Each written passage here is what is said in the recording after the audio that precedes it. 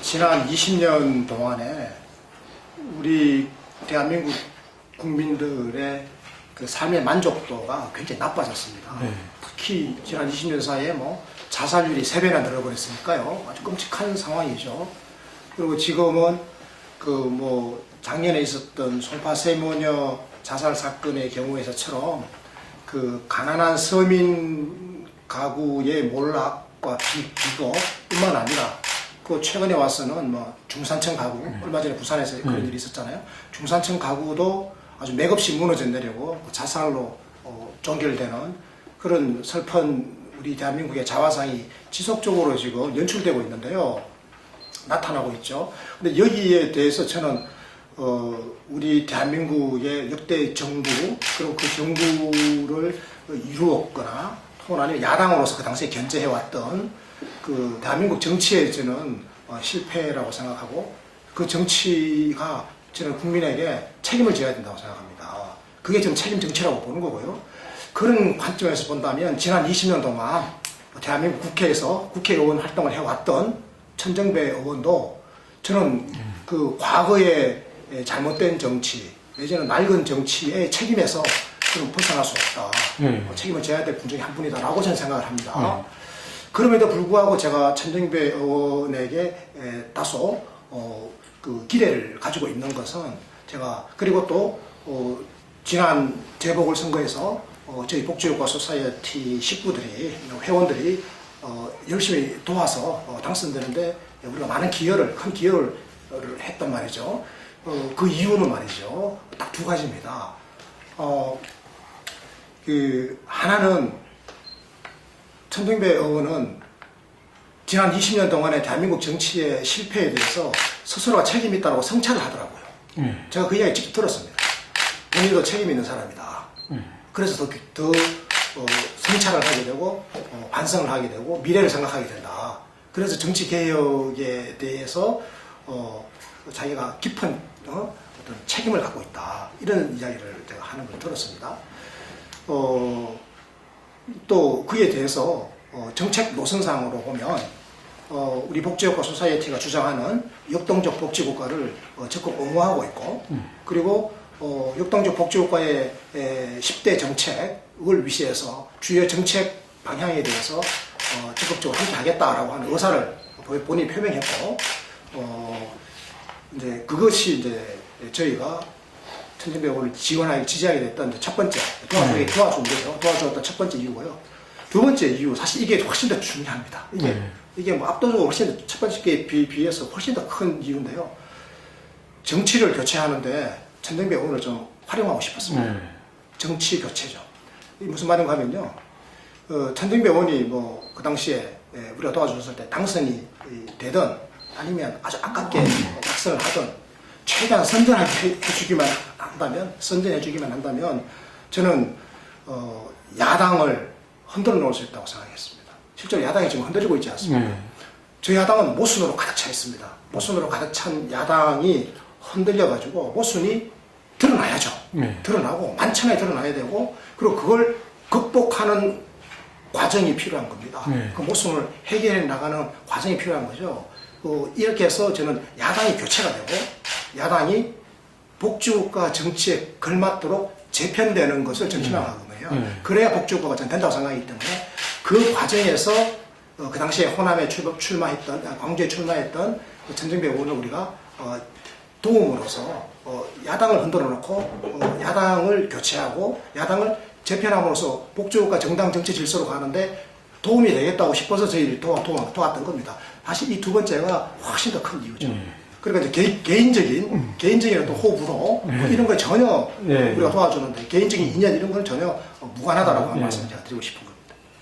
그러니까 지금 우리나라의 그 어르신들의 삶, 그리고 앞으로 노인이 될 사람들의 미래의 삶을 우리가 한번 그림을 그려볼 필요가 있는데요. 현재 65세 이상 노인 인구가 12.7%입니다. OECD 평균에 비해서는 아직은 적습니다. OECD 평균이 한 16% 좀 넘으니까요. 주요 선진국들이 대부분 20%까지 갔거든요. 우리는 아직은 이제 12.7%인데 그런데 말이죠. 그리고 650만 명 주면 됩니다. 5천만 인구 중에. 그런데 이 650만 어르신들 중에서 지금 53%, 절반이 넘죠. 53%가 지금 상대 빈곤 상태에 빠져 있습니다. 상대 빈곤 상태에 빠져 있죠. 그러니까 이게 지금 OECD 평균의 4배입니다. OECD 평균 상대 빈곤율은 13%거든요.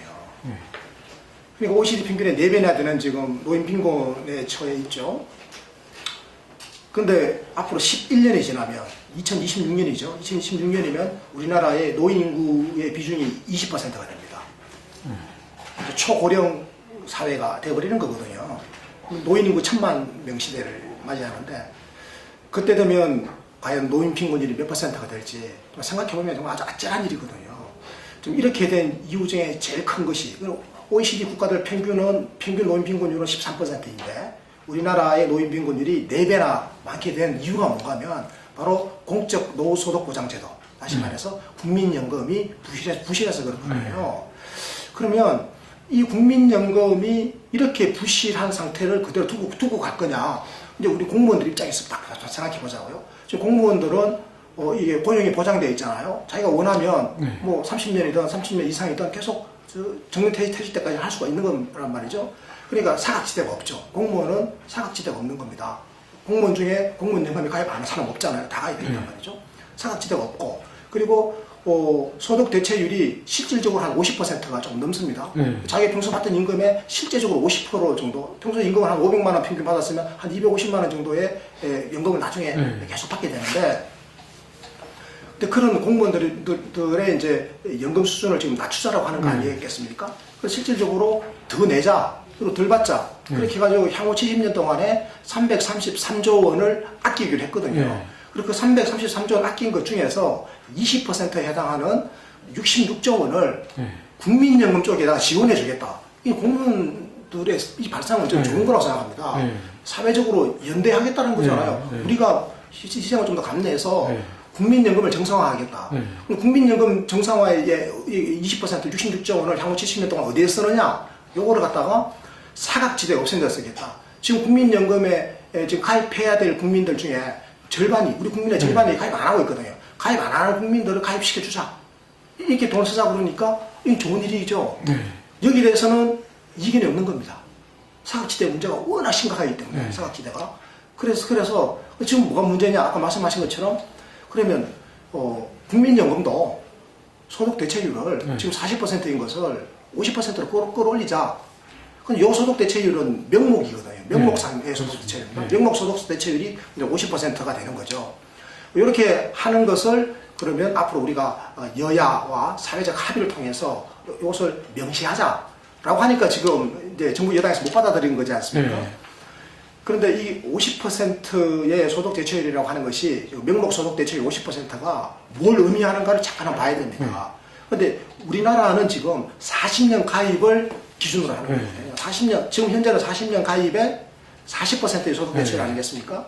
그런데 실제적으로 우리나라의 지금 노동시장 환경이 너무 어렵지 않습니까?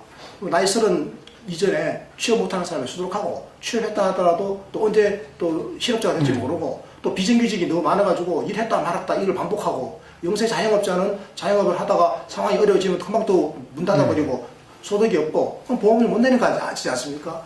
이렇게 따져보니까 40년은커녕 평균 한 23년 정도 보험료를 내더라 이 말이에요. 그러니까 이게 명목 소득 대체율은 40%인데 40년 가입 기준이 아니라 실제 40년 가입 기준이 그런데 실제적으로 보니까 23년만 가입하니까 그러면 소득 대체율이 몇 퍼센트 되느냐? 23%가 되는 거예요.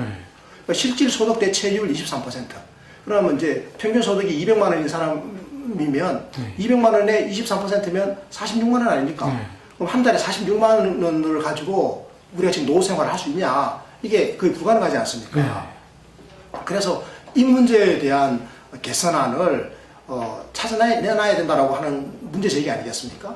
저는 이거는 저는 옳다고 생각하는 겁니다. 이게 옳은데 그런데 지금 정부 여당 입장에서는 그것에 반발을 하고 있거든요. 저는 이 반발하는 것이 정말 명분이 없는 일이다. 정말 이거는 반역사적이고 지금 몰역사적인 겁니다. 그리고 인권과 노후의 존엄한 삶이라고 하는 데 대해서 그리고 국민의 입장을 거의 생각하지 않는 거죠. 네. 지금 이 반대하는 사람들이. 그래서 어떻게 하든 이걸 제대로 정치 사회적으로 공론화시켜서 문제를 풀 생각을 해야 될 텐데 지금 공포 마케팅을 하고 있단 말이에요. 공포를 지금 막 불러일으키는 거거든요. 근데 이 공포가 그러면 지금 보험료를 더 내야 된다는 게 공포 아닙니까? 보험료 더 내야 된다고 하는 이 공포가 노후에 초라하게 노후비용권에 빠져서 노인 자살률이 OECD 선진국들보다 5배나 되는 그 공포보다 크냐 이 말이에요. 저는요, 이건 정말 국민의 이 조세 저항 심리를 부추기고, 그리고 일부 기득권층의 이기심에 아주 영합하는, 저는 아주 이게 잘못된 국정행위고 또 잘못된 정치다. 저는 그렇게 생각하는 겁니다. 그래서 저는 이걸 이제 길을 찾아야 된다고 생각하는 거죠. 길을 찾기 위해서 저는 여야가 시민사회와 함께 이걸 제대로 국민적으로 공론화를 해야 되겠다. 제대로 공론화를 한다면 저는 우리 국민들이 지금 그 실질소득 대체율을 높이는 게 더 중요하지 않습니까? 지금 명목상 아무리 높으면 뭐합니까? 실질소득 대체율이 낮은데. 그러니까 실질소득 대체율을 높이기 위한 종합적인 방안을 이번에 강구해야죠. 그 과정에서 우리 국민들이 더 부담해야 될 일이 있다면 저는 국민들이 그 부담을 기꺼이 감수할 거라고 생각합니다. 왜냐하면 지금의 작은 부담이 노후에 인간적 삶과 존엄한 삶과 행복을 보장해 주는 것이다라고 하면 그러면 이제 어떤 결정을 하게 되는가 하면 민간보험에 생명보험회사, 삼성생명 같은 민간보험에 별도로 보험을 안 들어도 되기 때문에 아니면 그 드는 것을 줄여도 되기 때문에 근데 지금 민간보험에 보험 들어가는 것보다 이게 지금 그 국민연금에 조금 더 돈을 더 내는 것이 이게 훨씬 더 이익입니다. 이건 어느 정도 이익인가 하면 이중의 이익입니다. 첫 번째는 노동자들의 경우에는 더 내는 보험료의 절반을 기업이 내주는 거거든요. 절반을 그저 먹고 들어가는, 그저 절반을 내 그만큼 혜택을 보고 들어가는 거죠. 그리고 또 어떤 이득이 있는가 하면요. 이거는 주식회사가 아니기 때문에 보험회사는 이윤을 남겨야 되지 않습니까? 이건 이윤을 남기지 않습니다. 그래서 제대로 이걸 투자해가지고 수익을 더 키워서 고스란히 이게 노후에 국민들에게 돌려주는 거기 때문에 이게 훨씬 더 이익이 큰 거죠. 그리고 또 하나 더 하자면 이게 중간 소득 계층이나 중하위 소득 계층, 그 중산층과 서민들에게죠. 중산층과 서민들에게는 이게 압도적으로 유리한 겁니다. 왜냐하면 우리나라 국민연금은 제도 설계가 굉장히 잘 되어 있습니다. 이게 뭔가 하면요. 소득 재분배 장치가 내장이 되어 있습니다. 소득 재분배 장치라고 하는 것은 저 고소득자들은 국민연금에 있어서 이익을 누리되 이익을 보는 것을 우리가 수입비라 그러거든요. 수입비가 조금 작게 되어 있고 저소득자로 갈수록 수입비가 아주 크게 돼가지고 최소한 자기가 내는 거에 거의 한 3배 정도를 돌려받도록 이렇게 되어 있기 때문에 서민과 중산층들에게는 압도적으로 유리한 거다. 그런데 이 제도를 우리 국민이 제대로 안다면 안 한다 그러겠습니까? 저는 제대로만 공론화되고 알면 당연히 우리 국민들이 저는 이걸 선택할 것이다. 그렇게 보는 거죠. 그런데 지금 국민들에게 공포 마케팅을 하면서 공포를 조장하면서 이걸 반대하는 여론을 막 불러일으키는 것은 결국 누구의 이익을 위해서냐? 바로 기업의 이익을 위해서다. 특히 재벌 대기업, 고용 비용, 특히 노동자들의 복지 비용을 더 많이 부담해야 될 처지에 놓이게 될 재벌 대기업의 입장을 옹호하고 있는 거다. 그렇다고 한다면 우리 지금 박근혜 정부와 그리고 여기에 지금 박근혜 정부의 공포 마케팅에 호응하는 일부 지금 보수 정치인들이 누구를 위해서 정치를 하는지가 아주 분명히 드러난다. 저는 그렇게 보고 있습니다. 국민적 공감대를 형성하는 게 필요하지 않습니까? 지금 우리 시민사회에서 살아가고 있는 우리 국민 한 사람 한 사람은 이게 지금 현대사회에서 아주 극단적으로 지금 파편화되어 있거든요. 자기 자신과 가족 단위로 파편화되어 있어서 공동체의 이슈, 공동체의 문제, 우리의 미래에 대해서 실질적으로 참여해서 관심을 가지고 참여해서 공론화를 끌어낼 그를 지금 내부적인 동력이 잘 없고 여유가 또 없어요. 그래서 이거를 이제 가능하게 하는 게 사실은 이제 시민운동과 정치의 영역인데요. 그런데 지금 이제 시민운동도 이게 시민사회가 파편화되는 것에 비례해서 굉장히 좀 어려워졌습니다. 굉장히 어려워졌고, 이제 힘이 많이 지금 모자라죠. 그래서 이 문제를 국민들에게 소상하게 설명하고 공론화하는 그런 기능을 지금 제대로 못하고 있습니다. 그럼 이걸 사실은 제일 잘할 수 있는 위치에 있는 것이 바로 정치거든요. 사실 유럽 같은 경우에서는 이게 연금 정치가 굉장히 활성화되어 있습니다.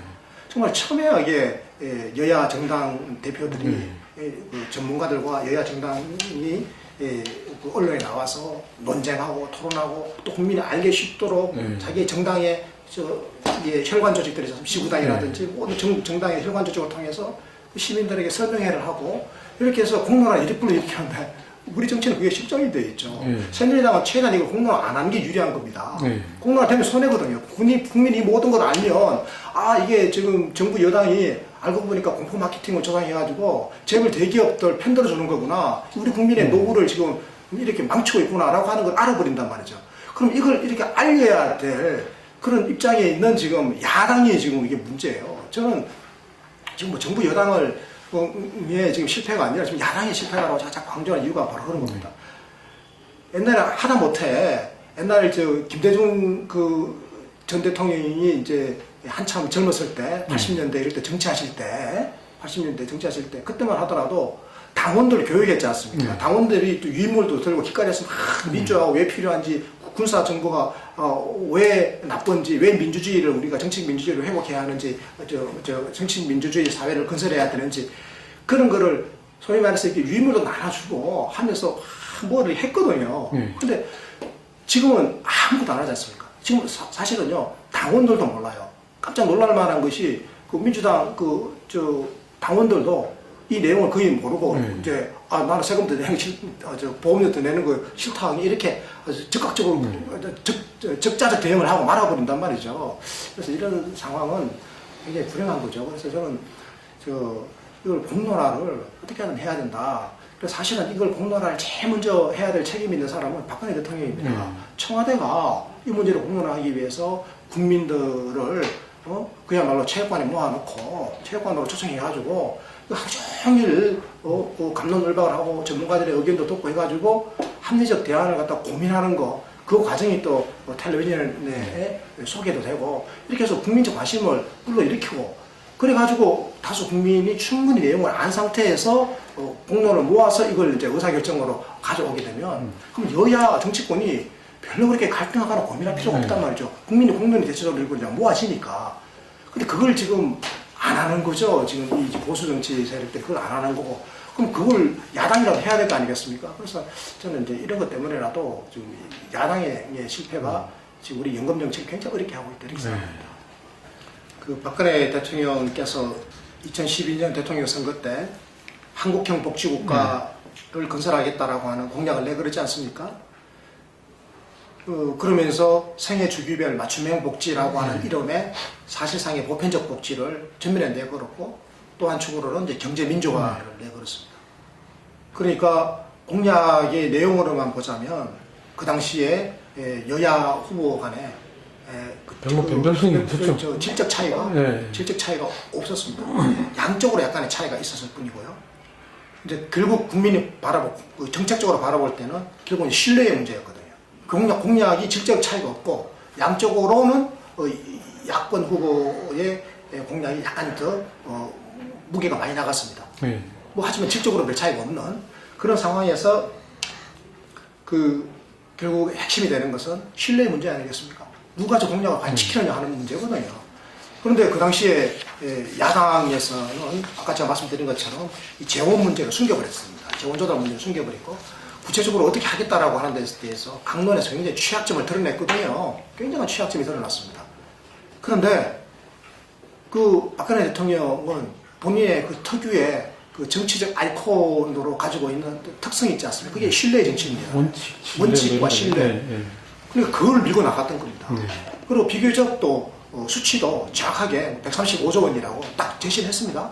그리고 난 믿어주세요라고 이제 신뢰의 정치. 저는 신뢰할 수 있는 정치인 아닙니까? 라고 이제 호소하면서 그럼 돈이 만약에 135조 원보다 더 필요하면 어떻게 할래? 하니까 국민 대타협위원회를 구성해서 거기에서 국민의 동의를 구해서 세금을 더 올릴 수 정산할 수 있다라고까지 이야기를 했거든요. 그러면서 한국형 복지국가를 이렇게 만들어 나가겠다라고 너무나 뚜렷하게 공약을 제시를 해버린 겁니다. 그래서 여기에서 이제 50대가 흔들려 버린 거예요. 그래서 박근혜 후보가 아슬아슬하게 이긴 거 아닙니까? 50대의 민심을 끌어안지 못했으면 박근혜 후보는 졌습니다. 그래서 그런데 결국은 그 약속을 하나도 안 지켜버린 거예요. 이게 이제 대국민 사기극입니다. 결과적으로는. 그래서 정치가 이렇게 거대한 사기를 하는 것이 용인되는 세상이 되어버리면 우리 대한민국에 무슨 미래가 있겠습니까? 그런데 용인되는 세상이 되어버린 거 아닙니까? 정말 기가 차 떨어집니다. 그러면 일반 국민이 회사 다니는 회사원이나 농사 짓는 농부나 아니면 자영업에 종사하는 영세 자영업자가 박 대통령 그 당선되고 난 다음에 대통령 공약 어겼다고 그게 항의해서 할 수 있는 일이 뭐가 있겠습니까? 회사를 그만 나가버립니까? 농부가 농사를 그만 지어버립니까?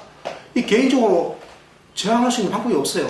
그나마 그래도 우리 복지국가 소사이어티를 위시해서 우리 그 4개의 그 복지 관련 시민단체들이 항의를 무지 많이 했습니다. 그 항의하는 것 정도가 박 대통령은 왜 국민을 대상으로 사기를 쳤냐? 그 복지국가 공약 지켜라. 뭐 굉장히 우리가 시위도 많이 하고 피켓팅도 하고 항의를 많이 했습니다. 근데 우리가 할 수 있는 건 거의 다예요. 그리고 일반 시민이 할 수 있는 건 없어요, 개인적으로. 단체니까 겨우 그만큼이라도 한 겁니다. 그럼 누가 우리 이런 단체들과 일반 시민들의 그 입장을 대변해서 박 대통령 공약을 지키십시오 라고 요구해야 됩니까? 야당이 그거 하라고 있는 거거든요. 근데 지난 2년 넘는 세월 동안 야당이 아무것도 안 해버렸어요. 사실상 용인해버린 겁니다. 저는요, 우리 복지단체들이 박근혜 대통령 저 공약 지키라고 왜 공약 사기쳤냐고 길거리에서 피켓팅 할 때 저는 야당이 뭐 했는지 저는 눈에 보이는 게 기억나는 게 하나도 없습니다. 그때 야당은 NLL이니 뭐 국정원 대선 개입이니 이런 그 정치적 논란에 스스로 빠져들어가가지고 그 효적거리라고 2년 세월 다 보내버렸지 않습니까? 그래서 이 나라 경제와 복지의 기둥이 밑에서 썩어 들어가는 것도 모르고 지금 세월을 다 보내버린 게 지금의 야당입니다. 그야말로 무위의 정치, 아무것도 안 해버리는 정치죠. 이게 바로 무능이고 불능 아니겠습니까? 야당이 이렇게 무능과 불능으로 일관하는 바람에 결국은 박근혜 대통령에게 복지국가 공약을 지키지 않은 애초부터 지킬 의사가 없었으면서도 이런 공약을 내걸었던 나쁜 정치인이죠. 참 나쁜 정치인입니다. 여기에 대해서 면죄부를 줘버렸어요. 참 나쁜 정치인에게 면죄부를 주는 정치 세력은 더 나쁜 정치 세력 아닙니까? 그래서 저는 나쁜 사람 못지않게 나쁜 것은 그 나쁜 것을 보면서 대응하지 못하는 무능과 불능의 사람이다. 나쁜 정치 못지않게 나쁜 것은 무능과 불능의 정치다. 그렇게 보면 우리 대한민국 우리 국민들이 참 안타까운 겁니다. 저는 어떻게 하다가 이런 정치를 만났는지, 그리고 이런 정치에 또 길들여져 버렸습니다. 우리가 정치는 원래 이런 거려니 하고 이제 체념해 버리는 겁니다. 이게 뭡니까? 이게 바로 정치 불신 아닙니까? 정치는 원래 이런 거려니 해버리는 거예요. 그래서 저는 참 안타깝습니다. 저 공부하는 사람으로서 저는 외국의 사례를 많이 연구하지 않습니까? 외국에서 이제 복지국가를 어떻게 만들었고 복지국가를 어떻게 잘 운영해 오는지, 그리고 이 속에서 이 과정에서 정치가 얼마나 중요한 역할을 어떻게 해왔는지를 저는 잘 알기 때문에, 그리고 그 속에서 국민이 어떻게 상호작용을 미치는지, 어떻게 참여하는지, 우리 국민은 이제 그런 걸 이제 모르는 거예요. 모르고 이제 좌절해버리는 겁니다. 해도 안 되는 거구나. 그래서 투표율이 얼마나 낮습니까? 지난 그 4월 재보궐선거가 연일 방송에 오르락내리고 신문에 오르락내리고 그렇게 이슈가 되는 것처럼 했었어도 실제 뭐 투표율이 뭐 한 40%나 됐나요? 이거는요, 상상할 수 없는 낮은 투표율입니다. 유럽 선진국 복지국가들은 투표율이 다 70%에서 90%로 왔다 갔다 합니다. 90% 넘는 나라도 많아요. 강제 투표가 아닙니다. 자발적 투표를 가는데도 투표율이 8, 90%가 돼요. 근데 우리나라하고 미국이나 일본 같은 나라는 투표율이 아주 낮은 나라 아닙니까? 왜 그렇습니까? 여야 정치권이 국민을 버리는 정치를 했기 때문에, 유권자를 버리는 정치. 그래서 유권자들은 자꾸 자기 해버린 겁니다. 참여해도 그만, 안 해도 그만, 결과가 똑같은데 뭐 하려고 하다가 이렇게 참여 자체를 포기해버리는 이 정치 이 불신이 지금 상황을 더 악화시키고 있지 않습니까? 그래서 저는 지금 박근혜 대통령의 대선 공약 불이행에 대해서는 이거는 지금이라도 저는 늦지 않았다고 생각합니다. 지금이라도 정치권이 나서서 엄정하게 문제 제기를 하고 조목조목 따져야 됩니다. 정책 하나하나 공약했던 거. 그래서 박근혜 대통령이 10대 공약하면 10대 공약 하나하나에 대해서 조목조목 지금부터 매일매일 계속 반복적으로 국민이 알도록, 국민이 느끼도록. 그래야 저 박근혜 대통령 지지율 떨어지게 하자고 그러는 게 아니고요.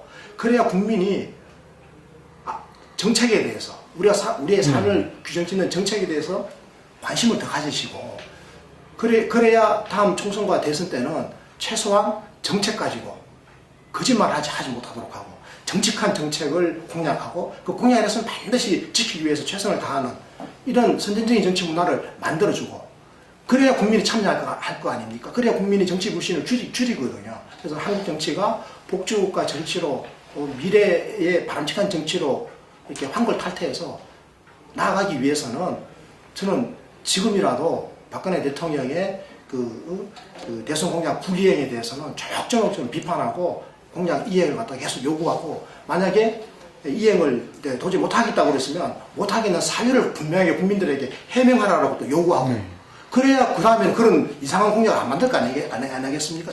지금 그런 생각을 하고 있습니다. 네. 지금의 그 여야 정치 질서를 냉정하게 평가해 보면 지금 여당은 영남에 기반을 둔 보수 세력이거든요.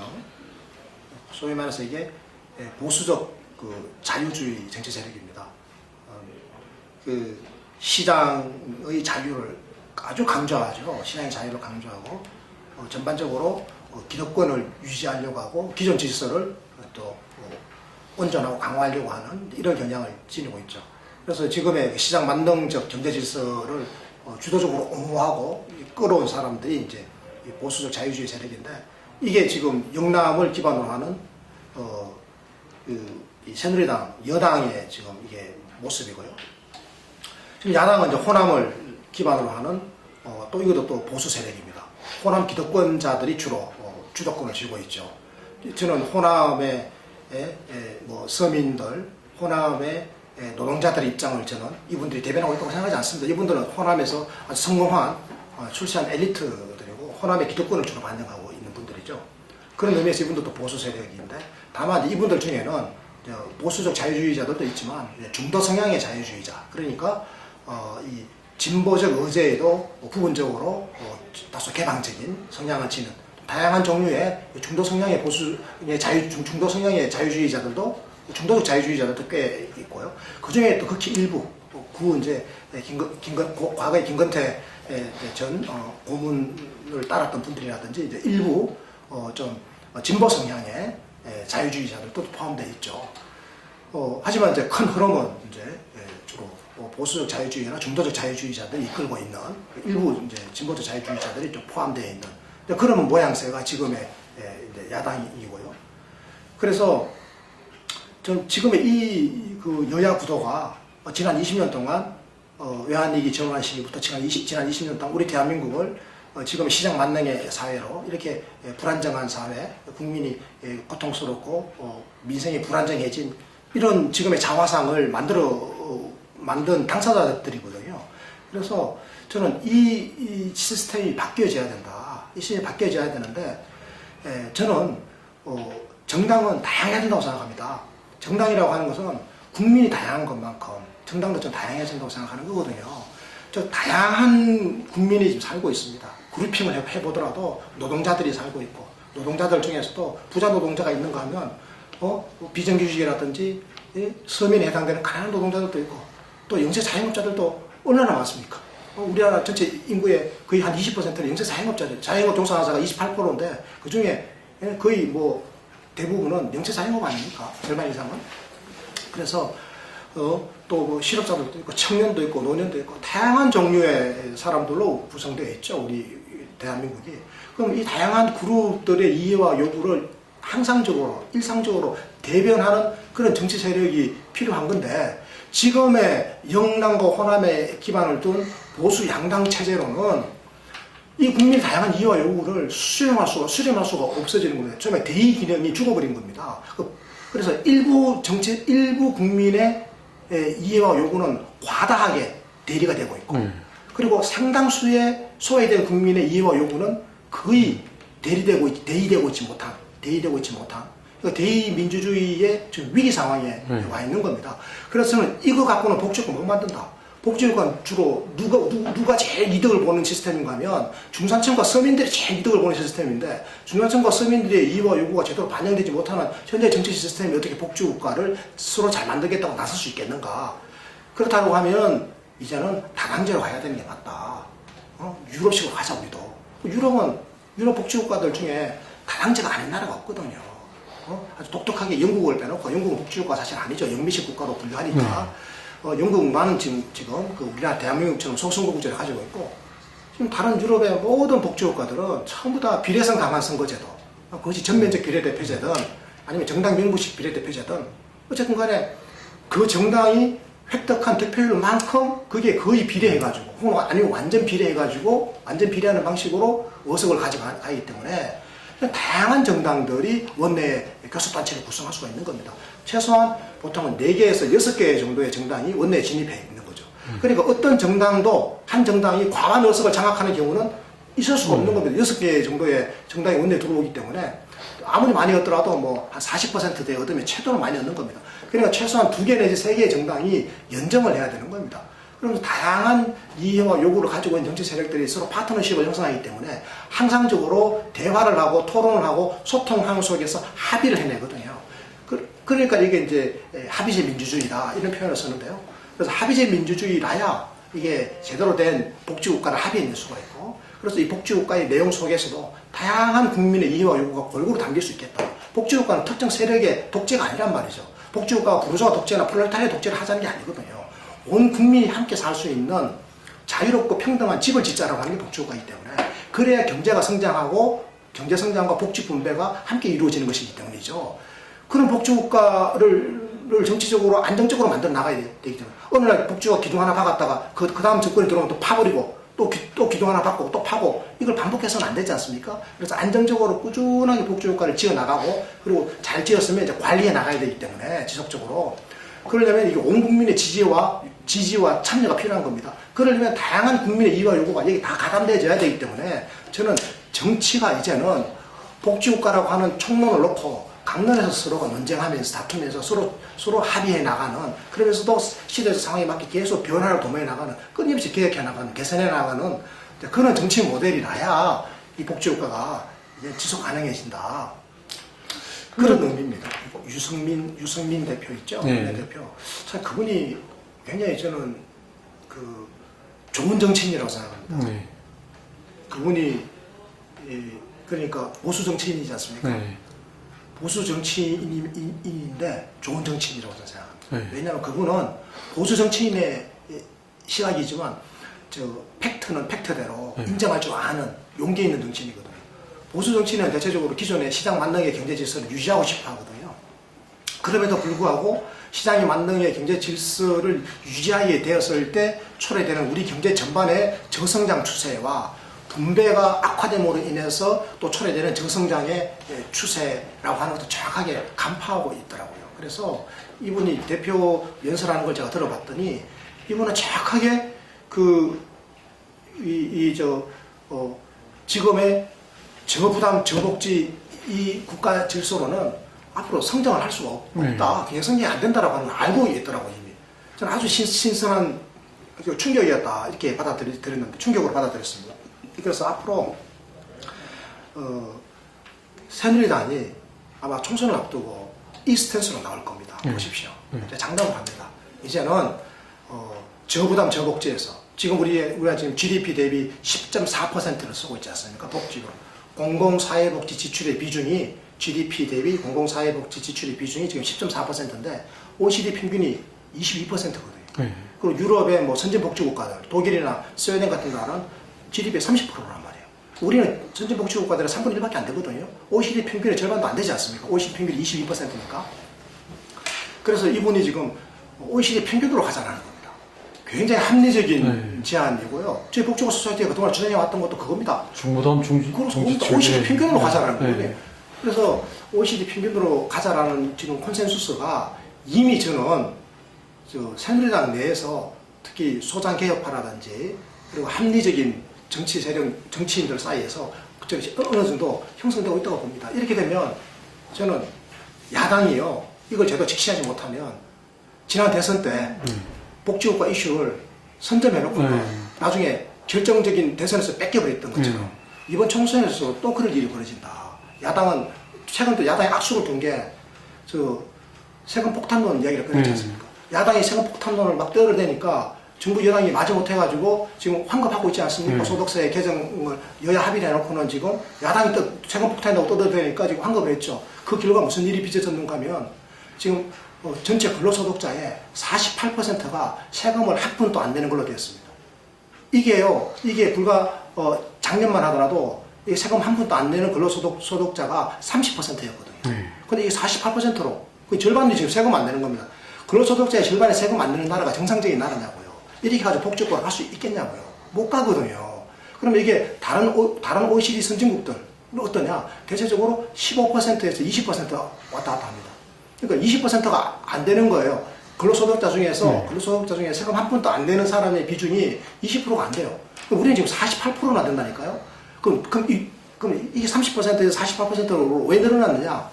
야당이 그 소득세법 개정안이 그러니까 그거잖아요. 본질이 그 소득 공제를 세액 공제를 전환하는 게 본질이었지 않습니까? 그걸로 인해 가지고 세금 부담이 이제 일부 늘어났죠. 특히 이제 고소득 근로자들 연봉 한 7천만 원 이상 되는 사람에게 있어서 부담이 좀 늘어나는 거고, 그러다가 일부 불가피하게 뭐 중간 소득자들에게 조금 늘어나는 경우가 있었는데, 이걸 야당이 세금 폭탄이라고 하는 바람에 그래서 청와대와 여당이 그 불똥을 진화안이라고 지금 그 소득세법 개정안을 냈는데, 그 결과 지금 이렇게 근로소득세를 한 푼도 안 내는 소득자가 저 전체의 48%가 되는 이런 이상한 상황이 왔지 않습니까?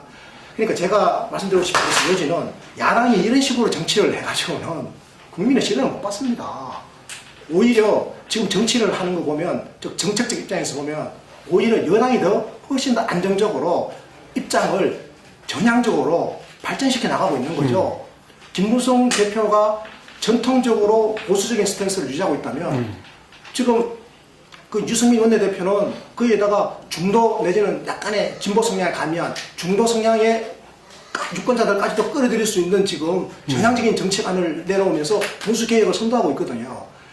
그에 비해서 지금 야당이 하는 걸 보면 정책적으로 너무 지금 중구난방이고 방향이 없다.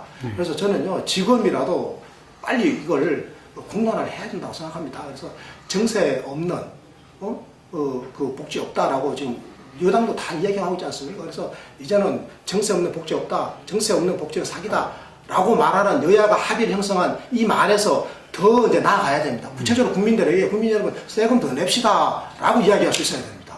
국민 여러분 건강보험료 더 냅시다라고 이야기할 수 있어야 되고요. 국민 여러분 국민연금보험료 조금 더 냅시다라고 이야기할 수 있어야 되는 거죠. 그래야 일자리를 만들 수 있거든요. 그래야 경제 성장을 할 수 있고 우리가 복지가 안정화될 수 있기 때문에 이런 비전을 이런 그 정책의 성과물들을 예상되는 성과들을 충분히 설명하고 거기에 필요한 재원을 조달하기 위해서 부자 재벌 대기업과 그리고 고소득자들에게 우리가 세금을 더 걷을 텐데, 그리고 중산층들에게도 일부 부담이 가더라도 그거 감안해 주십시오. 특히 국민건강보험 같은 경우는 능력에 따라서 누구나 조금씩 다 보험료 내는 건데 이런 보험료 내는 거 감수합시다.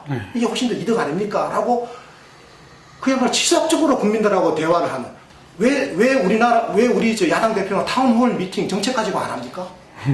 우리 저 오바마 대통령 보십시오. 대통령 돼도 오바마 케어 있지 않습니까? 오바마 케어 플랜을 가지고 대통령이 타운홀 미팅 가잖아요. 왜 우리 야당 정치인들 그거 안 하냐? 자기 지역구에 내려가가지고 좀 이거 해야죠. 앞으로 그렇게 해서 1년의 시간이 있으니까 저는 이제 이런 정면 돌파를 시도했을 때 저는 총선에서도 저는 대안 세력으로 인정받을 수가 있고, 그 과정에서 국민들이 이 모든 상황을 이제 더 잘 이해하게 되면, 그러면 이제 다음 대선 때는 정말 유리한 조건에서 이제는 게임을 한번 해볼 수 있다, 승부를 걸어볼 수 있다, 그런 생각을 합니다. 저나 우리 복지효과 소사이어티는 목표가 아주 뚜렷합니다. 역동적 복지 국가를 만드는 겁니다, 실제로.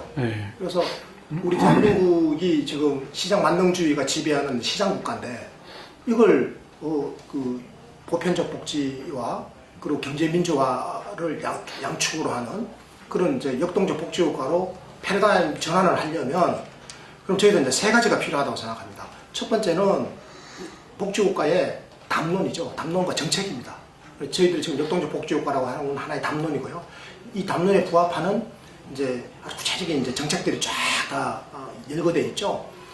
그래서 이 담론과 정책을 지속적으로 발전을 시켜야 되는 거거든요. 그래서 그러려면 이제 싱크탱크가 필요한 거지 않습니까? 그래서 우리 사단법인 복지국가 소사이티가 그 싱크탱크 역할을 하고 있고요. 우리 복지국가 소사이티에는 뭐 지금 상근하는 사람들뿐만 아니라 굉장히 많은 전문가들이 지금 이제 네트워킹으로 뭐 교수라든지 현장에 있는 다양한 분야의 전문가들이 지금 정책위원으로 참여를 하고 있기 때문에 이분들의 능력과 에너지를 충분하게 활용해서 저희들이 이제 이 담론과 복지국가의 담론과 정책을 지속적으로 발전시켜 나가는 일을 앞으로 해 나가야 되고요. 그리고 두 번째가 이게 이제 그야말로 복지국가 국민 운동이 필요합니다. 복지국가 국민 운동이 필요한데 이게 이제 국민들의 그 소위 말해서 깨어있는 시민을 양성하는 겁니다. 깨어있는 시민을 이게 양적으로 그리고 질적으로 확충하는 일이죠. 그래서 깨어있는 시민이 거대한 하나의 흐름을 형성하게 되면 저는 이 대열에 우리 모든 국민들이 저는 관심을 가지고 참여할 것이라고 생각합니다. 그래서 먼저 관심을 가지고 선도한 사람을 제가 이제 깨어있는 시민이다, 복지국가를 향해서 깨어있는 시민이다라고 제가 이렇게 표현한 것 뿐이고요. 그래서 일단 먼저 이걸 내용을 알고, 아, 이걸 역동적 복지국가로 가야 되겠구나라고 인식한 분들이 먼저 행동하는 겁니다. 그래서 이분들이 이제 주변의 사람, 주위의 사람들에게, 아, 이제 복지국가가 중요하다. 우리가 건강보험료를 좀 더 내자. 그러면 민간보험에 이 엄청난 돈 안 내도 되니까 이게 좋은 거야. 아, 그리고 국민연금 보험료를 조금 더 내고, 그리고 우리 노후를 안전하게 공적으로 보장받으면 삼성생명에 별도로 민간보험에 민간연금 가입 안 해도 되는 거잖아. 이런 이야기를 주변에 계속 확산하는 이런 복지국가 전도사들이죠. 이런 사람들이 지역사회에 굉장히 많이 생겨나야 됩니다. 그런데 이제 이 일을 누가 할 거냐? 생활인으로서 생활하면서도 이런 전도사 역할을 하실 분들, 이분들을 조직해야 되겠구나. 그래서 저희들이 생각해낸 것이 지역조직입니다. 그래서 광주복지국가 소사이어티가 지난 1월 20일 날 출범을 했습니다. 그리고 이제 그 광주복지국가 소사이어티가 1월 20일 날 출범했고, 그 다음에 순차적으로 순천복지국가 소사이어티가 출범했고요. 세 번째로 이제 목포복지국가 소사이어티가 출범했고, 그리고 지난달에는 이제 제주복지국가 소사이어티가 출범했습니다. 그리고 이제 다음 달에는 이제 대전에서 대규모로 지금 이제 복지국가 소사이어티 출범하고 나면 그 에너지를 모아서 이제 수도권으로 이제 상륙하려고 합니다. 수도권하고 지금 전라북도로 대전에서 동시에 지금 이제 상륙해서 이제 한 7월달, 8월달까지는 전국에 최소한 한 10개 이상의 저희들이 거점을 확보하겠다. 이 거점은 이제 복지국가 운동의 거점입니다. 운동 조직인 겁니다. 복지국가 전도사를 조직적으로 양성하고 시민들에게 복지국가의 담론과 정책을 이제 교육하고, 그리고 이것을 이제 지역사회의 다양한 문제들, 이슈들이 있지 않습니까? 지역사회에도 지역의 현안들이 있거든요. 그 현안을 역동적 복지국가의 관점에서 분석하고 대안을 내놓고 그 대안을 지역사회에 공론화하고 시민들과 함께 나누는 이런 활동 속에서 또 시민의 참여를 도모하는 시민 참여형의 지역복지국가 운동, 이걸 저희들이 이제 앞으로 지속적으로 확산해 나갈 생각입니다. 이거는요, 뭐 1년, 2년 하고 없어질 게 아니고 저희 사단법인 복지국가 소사이어티가 살아있는 한, 숨통이 끊이지 않고 살아있는 한 앞으로 계속 저는 이게 10년이든 20년이든 계속 해 나가야 될 일이다, 이렇게 좀 생각하고 하는 거지, 뭐 한순간에 떴다방처럼 했다가 없어지는 이런 거는 저희들은 전혀 생각하고 있지 않고, 그런 부류의 사람들은 애초에 저희들이 합류를 안 시킵니다. 운동가들 그룹인데, 이 운동에는 이제 제가 아까 이야기했다시피요, 다양한 종류의 사람이 필요합니다. 왜냐하면 지역사회에는 다양한 종류의 사람이 살고 있지 않습니까? 다양한 종류의 사람들에게 다가가서 다양한 언어로 말을 할 수 있고 우리의 메시지를 전달할 수 있는 그런 운동가들이 필요하기 때문에, 또 그래서 다양한 종류의 사람이 필요합니다. 근데 그 중에서 정치인도 한 부분입니다. 정치인들은 또 이렇게 전파력이 참 좋습니다. 열정도 또 많고, 또 대부분은 또 이게 관련 지식도 꽤 많이 가지고 있는 분들이 있죠. 이런 분들을 저희들이 이제 영입해서 교육하고 훈련시켜서 이 정치인이 지역 복지국가 소사이어티 조직에서 복지국가 전도사로서 자기 역할을 다할 수 있도록 그렇게 우리 식구로 받아들이는 거죠. 이제 이런 이제 활동이 이제 복지국가 국민운동입니다. 그리고 세 번째가 복지국가 정치 세력화인데요. 아무리 아까 그렇지 않습니까? 아까 우리 사회자님께서 그 정치 에너지라는 말씀하셨지 않습니까? 그것도 이제 새로운 정치 에너지라고 그랬는데요. 사실은 그 새로운 정치 에너지를 만들어내는 것은 그 새로운 정치 에너지의 본질이 뭐냐? 본질이 저는 우리 국민의 지역사회에 살고 있는 보통 시민들이죠. 보통 사람들의 저는 새로운 세상, 우리 모두가 행복할 수 있는 세상, 즉 역동적 복지국가입니다. 그러한 사회를 향한 우리 국민의 기대와 열망이 저는 정치 에너지라고 생각합니다. 지금 왜 그러면 우리 대한민국의 정치 에너지가 없어져 버렸느냐? 기대와 열망을 우리 국민들이 접어버렸거든요.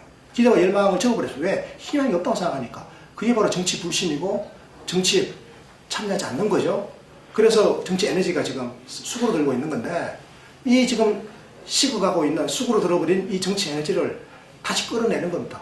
재활성화시키는 거죠. 새로운 정치 에너지로 역동적으로 분출시켜내는 게 바로 이 복지국가 국민운동인 겁니다. 그럼 이 운동을 통해서 이제 이 기대와 열망이 커지지 않겠습니까? 이것이 모여들면 저는 새로운 그 정치 세력을 형성하는 것도 가능하다.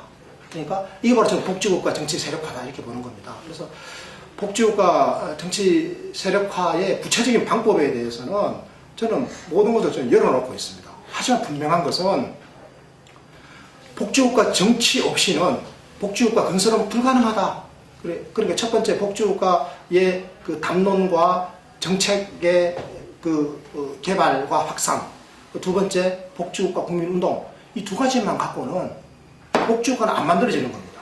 그럼 세 번째 복지국가 정치 세력화가 같이 갔을 때 만들어진다. 왜? 복지국가는 법률을 통해서 제도를 바꾸는 거지 않습니까? 그럼 그 일을 하는 것이 뭐냐? 그게 바로 정치거든요.